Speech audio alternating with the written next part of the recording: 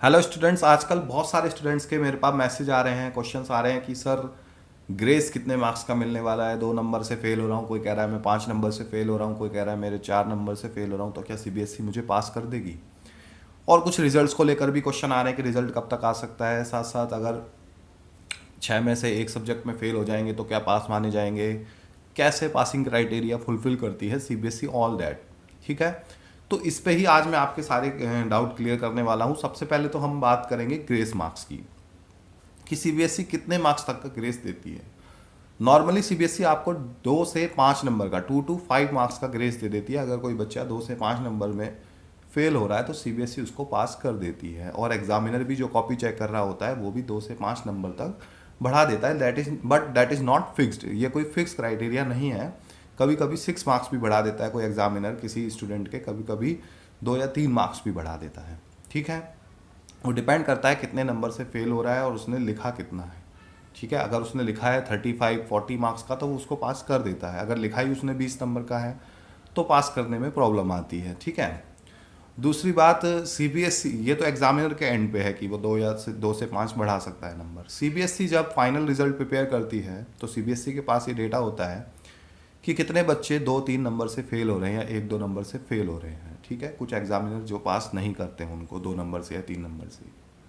तो सीबीएसई की भी ये पॉलिसी रहती है कि अगर कोई बच्चा बाकी सभी सब्जेक्ट्स में पास है और एक ही सब्जेक्ट्स में वो फेल हो रहा है, कोई बच्चा 5 सब्जेक्ट में पास हो रहा है, एक में फेल हो रहा है, तो सीबीएसई और एक में भी 2-3 नंबर से ही फेल हो रहा है वो, तो सीबीएसई उसको ग्रेस दे करके पास कर देती है, बशर्ते कि वो एक से ज़्यादा सब्जेक्ट में फेल ना हो रहा। अब ऐसा हो कि कोई बच्चा 3-4 सब्जेक्ट में लुढ़क रहा है, ठीक है, तो सीबीएसई सब में ग्रेस मार्क्स नहीं देगी उसको। सीबीएसई 1 या 2 सब्जेक्ट में ही ग्रेस मार्क्स दे सकती है। तो ग्रेस मार्क्स का फंडा तो ये है, 2 से 5 नंबर तक आपको दिए जा सकते हैं, और केवल उन्हीं पेपर्स में 2 से 5 नंबर दिए जा सकते हैं जिनमें अगर सीबीएसई को ये लगता है कि एक आध पेपर में ही ऐसा हो रहा है, सभी पेपर में ऐसा नहीं है, बाकी सब्जेक्ट में अगर बच्चा खुद पास हो पा रहा है तो। ठीक है, दूसरी बात, रिजल्ट की बात करें, सीबीएसई ने बहुत क्लियर कर दिया है कि रिजल्ट जो है इस बार 15 जुलाई से पहले पहले ही आ जाएगा। एग्जैक्ट डेट अभी फाइनलाइज नहीं की है, बट आप ये मान के चलिए जुलाई के सेकंड वीक में कभी भी आपका रिजल्ट डिक्लेयर किया जा सकता है।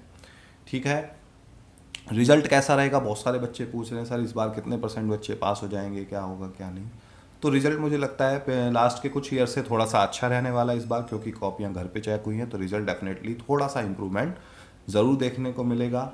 कुछ बच्चे पूछ रहे हैं sir moderation policy CBSE hidden रूप से अप्लाई करती है। सभी जो है ऐसा नहीं है कि सभी पेपर्स पे मॉडरेशन अप्लाई किया जाता है, केवल उन्हीं पेपर्स पे उन्हीं सेट्स पे मॉडरेशन पॉलिसी अप्लाई की जाती है जो टफ थे, पहली बात तो।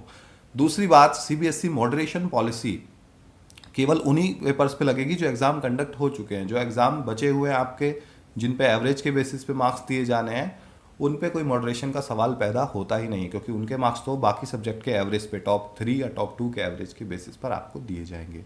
कुछ बच्चे ये पूछ रहे सर एडिशनल सब्जेक्ट को में कंसिडर करेंगे क्या, एडिशनल सब्जेक्ट को कंसिडर करेंगे टॉप 3 और टॉप 2 में।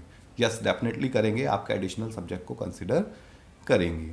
अब पासिंग क्राइटेरिया क्या है कि आपको 5 पेपर्स में पास होना जरूरी है, लेकिन लैंग्वेज वाला पेपर जो है आपका इंग्लिश हिंदी, उसमें पास होना बहुत ज़रूरी है। जो भी स्टूडेंट्स हैं उनकी मैं बात कर रहा हूँ जिनके पास भी लैंग्वेज का सब्जेक्ट है, ठीक है, इंग्लिश में पास होना बहुत ज़रूरी है आप लोगों को। साथ ही थ्योरी और प्रैक्टिकल दोनों में इंडिविजुअली 33% मार्क्स लेना ज़रूरी है। ठीक है, थ्योरी में भी 33% लेने हैं, प्रैक्टिकल में भी 33% मार्क्स आपको लेने हैं, एक चीज़ ये है।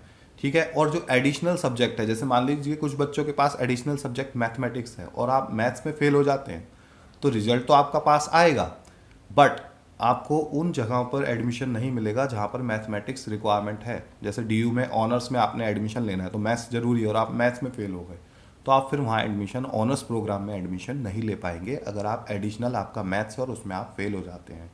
ठीक है, या फिर कोई भी ऐसा एडिशनल सब्जेक्ट जो रिक्वायरमेंट है उस एडमिशन प्रोसेस की और आप उसमें फेल हो जाते हैं, फिर आपको वहाँ एडमिशन नहीं मिलेगा। तो ये सारे डाउट्स थे जो मैं आपके क्लियर करना चाहता था रिजल्ट से रिलेटेड, पासिंग मार्क्स से रिलेटेड। वीडियो अगर अच्छा लगा है तो लाइक का बटन जरूर प्रेस करें, चैनल को अभी तक सब्सक्राइब नहीं किया है जल्दी से जल्दी सब्सक्राइब करें। Thanks for watching creative economics.